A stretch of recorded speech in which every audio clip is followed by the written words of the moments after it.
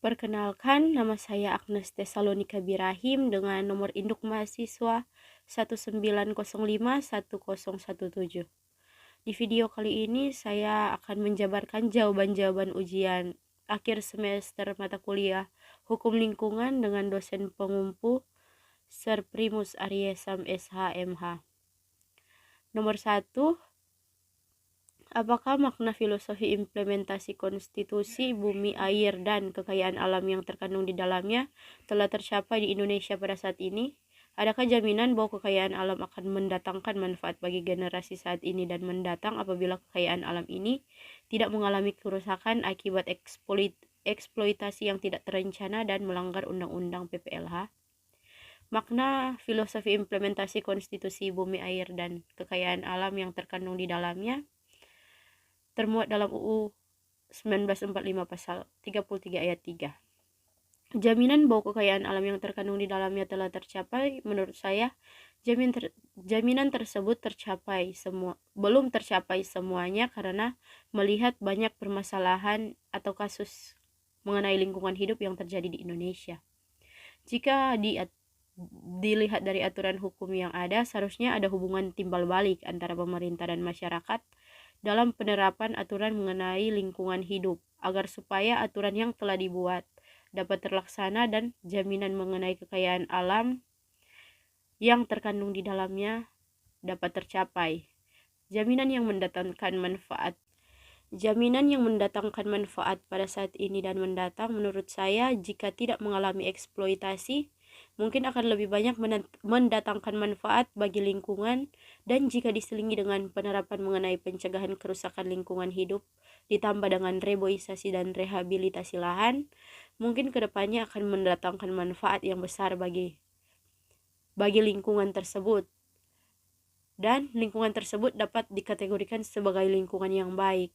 Dan jika penerapan tersebut telah terlaksanakan dan menjadi kebiasaan kedepannya, mungkin penerapan tersebut masih akan berjalan dan manusia serta makhluk hidup yang lainnya semakin jauh dari kehidupan dan lingkungan yang buruk. Nomor 2, apakah instrumen hukum nasional baik konstitusi maupun Undang-Undang Nomor 32 Tahun 2009 tentang PPLH telah menjadi jaminan bahwa aspek penegakan hukum lingkungan berlangsung baik di Indonesia? Jika sudah, apakah indikatornya? Dan jika belum, apakah faktor penghambatnya? Jika dilihat dari segi ketentuan perundang-undangan mengenai lingkungan hidup, di dalamnya sudah termuat peraturan yang dapat menjamin terwujudnya penegakan hukum lingkungan yang baik. Tetapi, jika dilihat dalam tindakan serta penerapan mengenai hukum lingkungan, itu belum terlalu diterapkan sesuai dengan peraturan yang berlaku. Jika dilihat dari pasal 1 ayat 38 Undang-Undang PPLH, di situ tertulis bahwa pemerintah daerah adalah gubernur, bupati atau wali kota dan perangkat daerah sebagai unsur penyelenggara pemerintah daerah. Di sini saya mengambil pasal ini untuk mengarah ke salah satu faktor penghambatnya penegakan hukum mengenai lingkungan hidup, yaitu masyarakat belum mengetahui dan memahami mengenai aturan hukum yang mengatur tentang lingkungan hidup, sehingga pemerintah sebagai penyelenggara harus ikut turun tangan untuk melakukan sosialisasi edukasi mengenai lingkungan hidup kepada masyarakat. Dan juga ada faktor lain yang menghambat penegakan hukum lingkungan hidup, yaitu adalah pemerintah masih kurang efektif dalam pelestarian lingkungan hidup dan hanya membangun infrastruktur lain dan tidak mementingkan mengenai masalah lingkungan hidup yang terjadi. Padahal lingkungan hidup merupakan yang paling penting bagi manusia dan makhluk hidup lainnya. Nomor 3, persoalan yang sering dihadapi oleh masyarakat dalam penegakan hukum lingkungan adalah akses terhadap keadilan, sebab tidak dapat dipungkiri bahwa perusahaan kadang-kadang melakukan praktik serangan hukum balik. Beberapa contoh seperti Dr.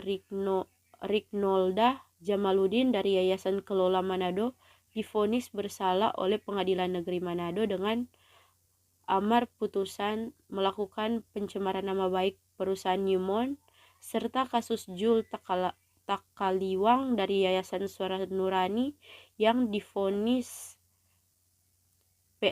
Pengadilan Negeri Manado 1,2 tahun dengan tuduhan provokasi mendemo tambang Australia PT Miresoputan Mining atau MSM. Menurut Anda, faktor apakah yang menyebabkan hal demikian terjadi? Apakah ada alternatif lain untuk menangkal strategi serangan balik dari perusahaan terhadap masyarakat yang memperjuangkan keadilan di Indonesia? Yang menjadi faktor persoalan yang dialami atau dihadapi oleh masyarakat dalam penegakan hukum lingkungan yang disebabkan oleh perusahaan-perusahaan yang kadang melakukan praktik serangan hukum balik seperti pada contoh kasus di atas yang telah diuraikan adalah masyarakat kurang mendapatkan keadilan akibat praktik serangan hukum balik. Faktornya adalah pemerintah tidak memberikan perhatian kepada masyarakat dan hanya mementingkan kerjasama bersama dengan perusahaan-perusahaan tanpa melihat dampak yang akan diterima masyarakat dan dampak yang akan ditimbulkan oleh lingkungan. Dan alternatif lainnya adalah menggunakan AMDAL. Jika di lingkungan tersebut dianalisis dan melihat dampak yang akan ditimbulkan, maka masyarakat juga akan memperoleh keadilan.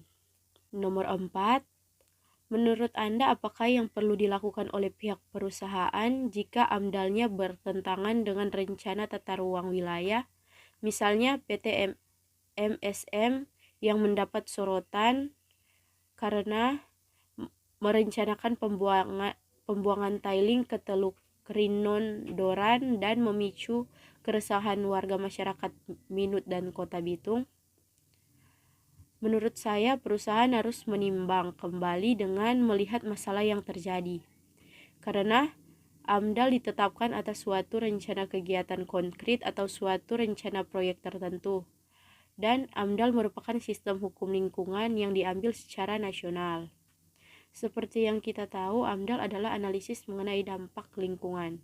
Dalam kasus di atas, menurut saya, PT MSM dalam merencanakan pembuangan tailing ke Teluk Rinondongan mungkin tidak melakukan sosialisasi mengenai rencana apa yang akan dibuat oleh perusahaan tersebut, dan juga tidak menimbangkan atau tidak menganalisis mengenai dampak yang akan terjadi dalam pembuatan tailing tersebut, sehingga di sini timbul keresahan dari masyarakat karena tidak mengetahui dampak yang baik yang akan didapatkan, melainkan masyarakat tersebut hanya menimbang dampak yang buruk yang akan diterima. Nomor 5, apakah yang dimaksud dengan tanggung jawab mutlak atau strict liability menurut pasal 88 UU RI nomor 32 tahun 2009? Bagaimana contohnya?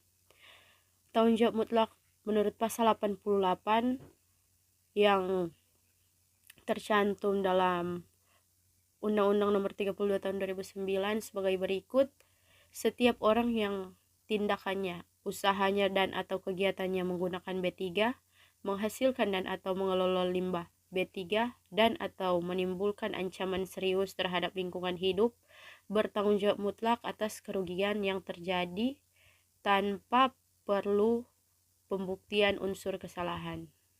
Unsur dalam pasal 88 ini juga menjelaskan dengan jelas bahwa dalam pasal 88 UU PPLH ini sejatinya mencirikan pada ciri utama daripada strict liability, di mana dalam pengaturannya ada klausula yang menjelaskan bahwa dalam timbulnya tanggung jawab seketika pada saat terjadinya perbuatan sehingga tidak perlu dikaitkan dengan unsur kesalahan. Asas strict liability merupakan prinsip pertanggungjawaban hukum yang telah berkembang sejak dahulu. Prinsip ini lahir dari sebuah kasus di Inggris di tahun 1868. Sejak itulah berbagai negara-negara dunia mulai mengakomodir prinsip tersebut dalam setiap sistem hukum mereka. Tanggung jawab mutlak adalah tindakan seorang dalam upaya penggunaan bahan berbahaya dan beracun yang mengakibatkan timbulnya ancaman terhadap lingkungan hidup, dan lingkungan hidup bertanggung jawab atas kerugian yang terjadi akibat penggunaan bahan berbahaya dan beracun, dikutip dari Brainly. Limbah B3 adalah sebagai limbah yang sifat dan konsentrasinya mengandung zat yang beracun dan berbahaya, sehingga langsung maupun tidak langsung dapat merusak lingkungan, mengganggu kesehatan, dan mengancam kelangsungan hidup serta organisme lainnya. Contoh dari limbah B3 adalah limbah bahan kimia seperti amonia, asam asetat, asam sulfat, asam klorida, asetilena, formalin, metanol, natrium hidrosida, dan termasuk juga gas nitrogen. Nomor 6. Apakah yang dimaksud dengan prinsip pencegahan dini dalam hukum lingkungan, dan apakah acuan yang dipakai untuk mengaplikasikan prinsip pencegahan dini? Prinsip pencegahan dini menurut hukum lingkungan mengandung suatu pengertian bahwa apabila ada ancaman yang berarti atau adanya ancaman kekuasaan lingkungan yang tidak dapat dipulihkan serta ketidakadaan temuan atau pembuktian ilmiah yang konklusif dan pasti, tidak dapat alasan untuk menunda-nunda upaya untuk mencegah terjadinya kerusakan lingkungan. Dalam menerapkan prinsip ini, pengambilan keputusan harus dilandasi oleh evaluasi yang sungguh-sungguh untuk mencegah seoptimal mungkin mengenai kerusakan lingkungan, dan penilaian dengan melakukan analisis risiko dengan penggunaan berbagai opsi. Prinsip ini merupakan respon terhadap kebijakan lingkungan konvensional di mana upaya pencegahan atau penanggulangan baru dapat dilakukan apabila risiko atau dampaknya telah diketahui. Dan jika dilihat mengikuti pola konvensional ini, maka upaya pencegahan dan penanggulangan terhadap kerusakan lingkungan hidup sering kali terlambat.